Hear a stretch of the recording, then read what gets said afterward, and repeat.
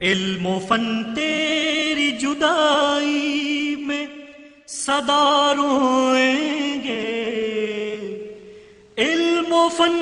تیری جدائی میں صدا روئیں گے، حق و باطل کا نیا روپ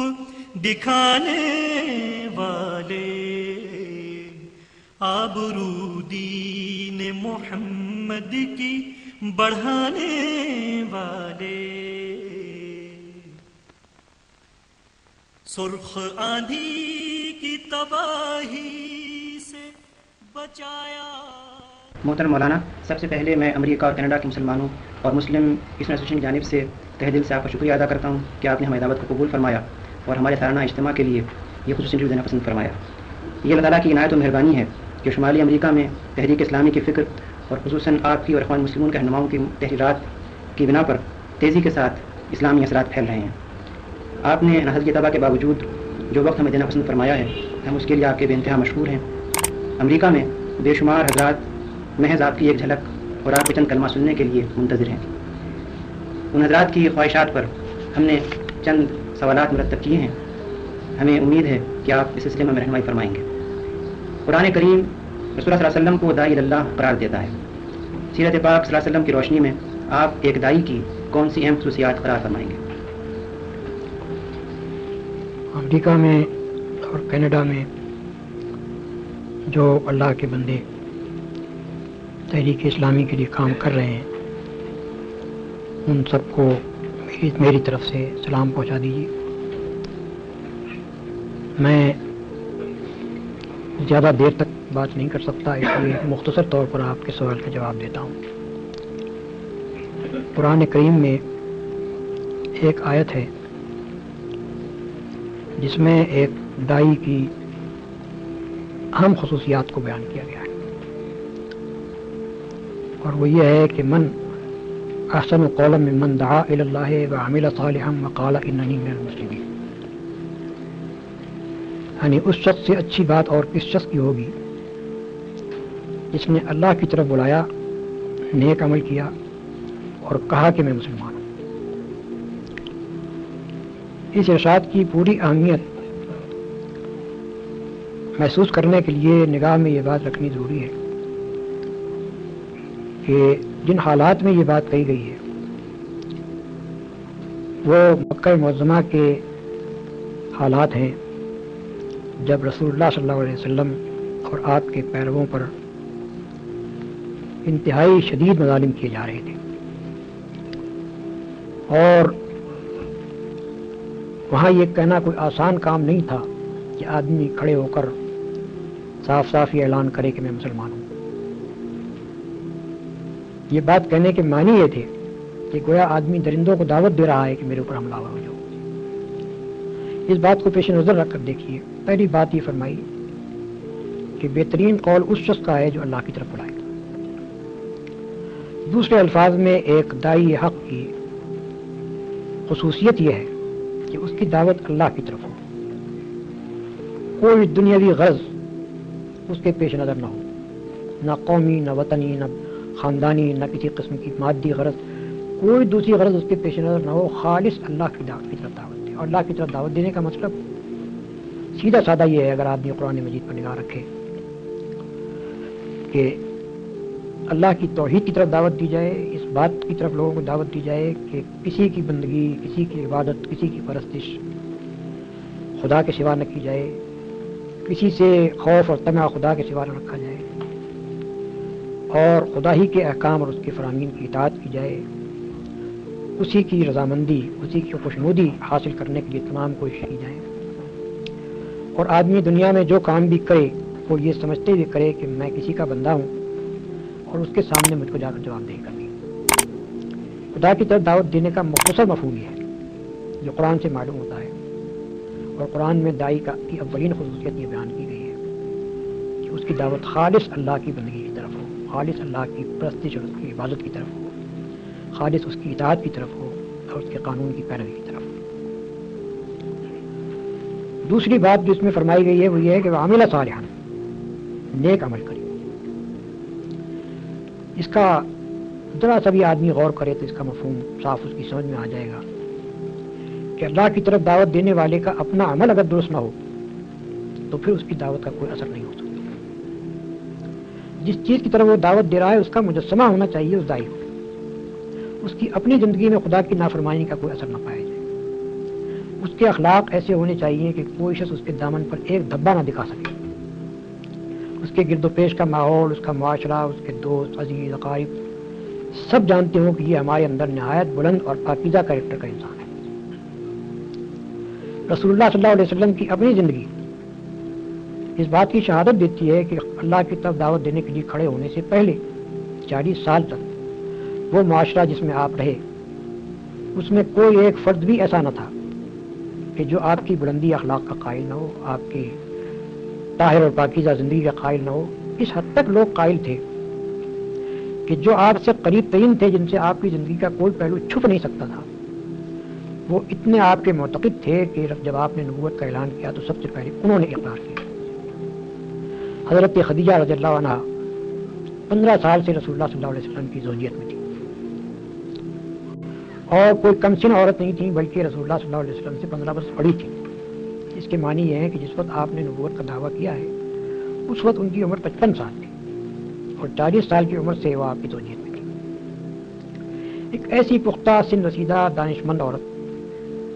جو بیوی کی حیثیت سے اپنے شوہر کے ساتھ 15 سال رہی ہو، اس سے شوہر کا کوئی عیب چھپ ہی نہیں سکتا. دنیاوی اغراض کے لیے ایک بیوی اپنے شوہر کے ساتھ تمام اس کے ناجائز کاموں میں شریک ہو سکتی ہے لیکن اس پر ایمان نہیں لا سکتی. پایا آدمی ہے کہ یہ خدا کا رسول ہو سکتا ہے اور ہونا چاہیے.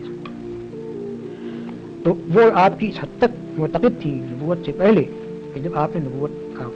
ماجرا ان کے سامنے پیش کیا تو انہوں نے ایک لمحے کا تأمل کیے بغیر اس کو تسلیم کیا. اسی طرح دوسرے شخص سیدنا زید بن حارثہ تھے جو غلام کی حیثیت سے رسول اللہ صلی اللہ علیہ وسلم کے گھر میں آئے تھے نبوت سے 15 برس پہلے اور ان کی عمر اس وقت 15 سال کی تھی. جب رسول اللہ صلی اللہ علیہ وسلم نبی مقرر ہوئے ہیں اس وقت وہ 30 سال کی عمر کے تھے. اس کے معنی یہ ہے کہ 15 سال ان کو رسول اللہ صلی اللہ علیہ وسلم کے گھر میں رہ کر ہر پہلو سے آپ کی زندگی کو دیکھنے کا موقع ملا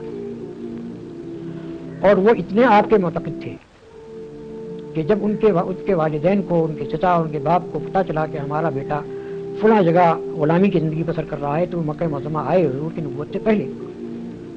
اور انہوں نے آ کر آپ سے کہا کہ آپ کا بڑا احسان ہوگا اگر آپ ہمارے اس بیٹے کو چھوڑ دیں. آپ نے فرمایا کہ میں لڑکے کو بلا لیتا ہوں، اگر وہ آپ کے ساتھ جانا چاہے تو میں آپ کے حوالے کر دوں گا، اگر وہ میرے ساتھ رہنا چاہے تو میں ایسا آدمی نہیں ہوں کہ جو میرے ساتھ رہنا چاہے اسے اپنے سے زبردستی الگ کروں. انہوں نے کہا کہ آپ نے بہت انصاف کی بات فرمائی، آپ لڑکے کو بلا لیجیے. جب حضرت زید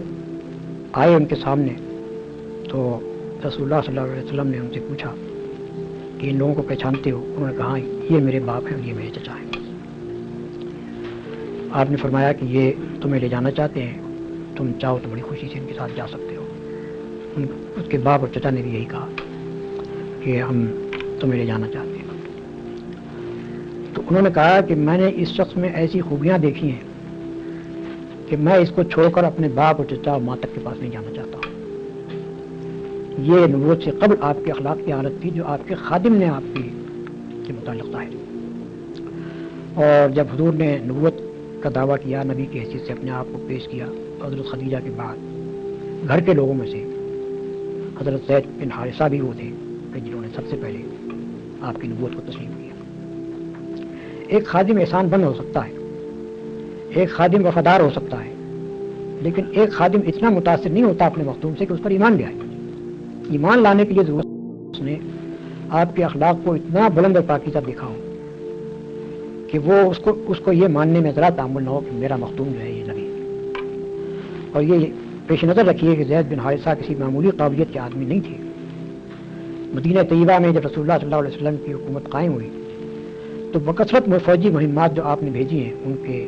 سالار لشکر زید بن حارثہ تھے. اس قابلیت کے آدمی تھے وہ جو بعد میں ظاہر ہوئی. تیسرے حضرت ابوبکر صدیق رضی اللہ تعالیٰ عنہ، وہ نبوت سے قبل 20 سال سے رسول اللہ صلی اللہ علیہ وسلم کے گہرے دوست تھے. ان کی نشست و برخاست آپ کے پاس تھی اور مکہ معظمہ میں سب سے زیادہ جن دو آدمیوں کی دوستی تھی ان میں سے ایک رسول اللہ صلی اللہ علیہ وسلم حضرت ابو بکر تھے. دوست کا بھی وہ ایک اپنے دوست کو پسند کر سکتا ہے، اس کی باتوں سے اتفاق کر سکتا ہے، لیکن اتنا معتقد تو نہیں ہو سکتا کہ وہ اس کو مان لے کہ یہ نبی ہے. یہ تو اسی وقت ہو سکتا تھا جبکہ آپ کے اخلاق کی انتہائی پاکیزگی و بلندی کے وہ قائل ہوں. ان کا بلا تعامل مان لینا یہ معنی رکھتا ہے کہ 20 سال کی مدت میں خوب اچھی طرح دیکھ کر وہ اس بات کے قائل ہو گئے تھے کہ یہ اتنے بلند پایا اخلاق کا آدمی ہے کہ یہ نبی ہو سکتا ہے، اس کو نبی ہونا چاہیے. حضرت علی رضی اللہ تعالیٰ عنہ، ان کا نام پہلے میں نے اس لیے نہیں لیا کہ اس وقت وہ 10 سال کے تھے، لیکن 10 سال کا بچہ بھی جس کے پاس رہتا ہوا رسول اللہ صلی اللہ علیہ وسلم کے گھر ہی میں انہوں نے پرورش پائی تھی، تو 10 سال کا بچہ بھی جس کے پاس رہتا ہو اس کے عیب و ثواب سے وہ اچھی طرح واقف ہوتا ہے. اس طرح اتنا ذہین آدمی جیسے کہ رسول اللہ صلی اللہ علیہ وسلم کے زمانے نبوت میں حضرت علی سے خصوصیات ظاہر ہوئی، وہ اتنے ذہین تھے کہ ہم کہہ سکتے ہیں کہ ان کا اس بات کو مان لینا کہ آپ نبی ہیں یہ اس کے بغیر نہیں ہو سکتا تھا کہ وہ بھی آپ کے انتہائی بلند پاکیزہ اخلاق میں قائل ہوں. اس لیے عمل صالحا کا مطلب یہ ہے کہ آدمی جس چیز کو پیش کر رہا ہے لوگوں کے سامنے اس کی اپنی زندگی اس کے ٹھیک مطابق ہو، اور وہ اتنے پاکیزہ کردار و اخلاق کا آدمی ہو کہ جب وہ اللہ کے راستے کی طرف بلانے اٹھے تو اس کی بات میں وزن ہو، اس کی بات میں اثر ہو، اور لوگ اس بات کو تسلیم کریں کہ یہ واقعی اپنے قول میں سچا ہے. قطع نظر اس کے کہ لوگ مانیں یا نہ مانیں، لیکن یہ تو ان کو ماننا پڑے گا کہ یہ آدمی اپنے قول میں سچا ہے، جو کچھ کہہ رہا ہے وہ اس بنا پر کہہ رہا ہے کہ وہ اس کا قائل ہے. چنانچہ رسول اللہ صلی اللہ علیہ وسلم کا بدترین دشمن ابو جہل،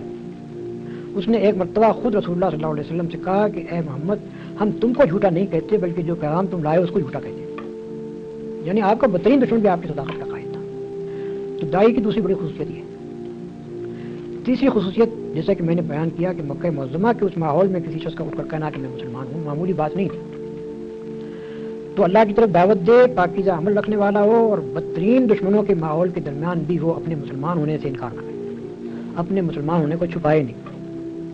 اپنے مسلمان ہونے کا اقرار کرنے سے نہ شرمائے، نہ جھجکے، نہ ڈرے، بلکہ کھلا اٹھ کر کہے کہ ہاں میں مسلمان ہوں، جو کچھ جس کا جی چاہے کروں. دوسرے الفاظ میں اس کے معنی یہ ہے کہ داعی میں تیسری بڑی اہم خصوصیت یہ ہونی چاہیے کہ وہ نہایت جری آدمی، نہایت بہادر آدمی، بزدل آدمی کا کام خدا کے راستے کی طرف دعوت دینا نہیں ہے. ذرا سی چوٹ لگے اور جو بلبلے کی طرح بیٹھ جائے وہ آدمی خدا کے راستے کی طرف دعوت نہیں دے سکتا. خدا کے راستے کی طرف دعوت جو شخص دے سکتا ہے وہ ہے جو سخت سے سخت دشمنی کے ماحول میں، مخالفت کے ماحول میں، خطرات کے ماحول میں اسلام کا عالم لے کر اٹھ جائے اور کوئی پرواہ نہ کرے کہ نتائج کیا ہوں. رسول اللہ صلی اللہ علیہ وسلم کی اپنی ذات اس شجاعت کا مکمل نمونہ ہے. مکہ معظمہ میں کھلا آپ نے دعوت اسلام پیش کی، ان لوگوں کے درمیان پیش کی جو آپ کے خون کے پیاسے ہو گئے، جنہوں نے کوئی کسر اٹھا رکھی آپ کو ظلم کا نشانہ بنانے میں اور آپ کے ساتھیوں کو ظلم کا نشانہ بنانے میں. لیکن ایک لمحے کے لیے بھی آپ نے اپنی دعوت کو چھوڑنا قبول نہیں کیا، بلکہ مسلسل 13 سال تک اس ماحول میں اپنی دعوت پیش کرتے چلے گئے اور ہر قسم کی سختیاں مصیبتیں برداشت کرتے چلے گئے. مدینہ طیبہ پہنچنے کے بعد جو حالات پیش آئے، بڑی خطرناک لڑائیوں میں جہاں کے بعض اوقات صرف تنہا آپ رہ گئے تھے، 2-3 آدمی آپ کے ساتھ تھے، اس حالت میں بھی رسول اللہ صلی اللہ علیہ وسلم کا قدم کبھی پیچھے نہیں ہٹا، بلکہ غزوہ حنین کے موقع پر جبکہ مسلمانوں کو تقریباً شکست ہو گئی تھی اور لوگ بھاگے چلے جا رہے تھے، اس وقت یہی نہیں کہ رسول اللہ صلی اللہ علیہ وسلم اپنے مقام پر رہے، نہیں بلکہ برابر آگے بڑھتے چلے دشمنوں کی طرف، اور اس بات کو چھپایا بھی نہیں کہ میں کون. فرمایا کہ انا النبی لا کذب انا ابن عبد المطلب، میں نبی ہوں، جھوٹا نہیں ہوں، میں ابن عبد المطلب ہوں. یا دوسرے الفاظ میں آپ نے عین حالت جنگ میں، اس وقت جبکہ آپ بالکل 2-3 آدمیوں کے ساتھ تنہا رہ گئے تھے، دشمنوں کے نلغے میں تھے، اس وقت بھی علل اعلان یہ کہا کہ ہاں میں نبی ہوں. تو اتنا شجاع اور بہادر ہونا چاہیے اس شخص کو جو اللہ کے راستے میں دعوت دینے کے لیے کھڑا ہو. اگر کسی شخص کے اندر ہمت اور جرأت اور بہادری موجود نہ ہو تو اس راستے میں کھڑا نہیں ہو سکتا. کھڑا ہوگا بھی تو اپنی بزدلی کی وجہ سے الٹا اس مشن کو نقصان پہنچا دے. بس یہ چند مختصر باتیں تھیں جو میں نے آپ کے سامنے بیان کی ہیں. اگر ان پر غور کی جائے تو یہ بجائے خود دعوت اللہ کے متعلق ایک مکمل پروگرام ہے، اور اس کے اوپر جہاں بھی دعوت کا کام کیا جائے یہ 3 خصوصیات آدمی کے اندر ہونی چاہیے. باخر دعوانا الحمدللہ رب العالمین. ہم آپ کا بھی انتہا شکریہ ادا کرتے ہیں کہ آپ نے طبیعت ناراضگی کے باوجود ہمیں چند لمحات عنایت فرمائے. اللہ تعالیٰ آپ کو صحت دے. امریکہ کینیڈا کے تمام حضرات بس بدعائیں کہ آپ حفاظ اسلامی کو اس ملک میں بھی اور تحریک اسلامی کو دیگر ممالک میں کامیاب ہوتے ہوئے دیکھیں. آمین. اللہ تعالیٰ قبول فرمائے اور کچھ بارک اللہ.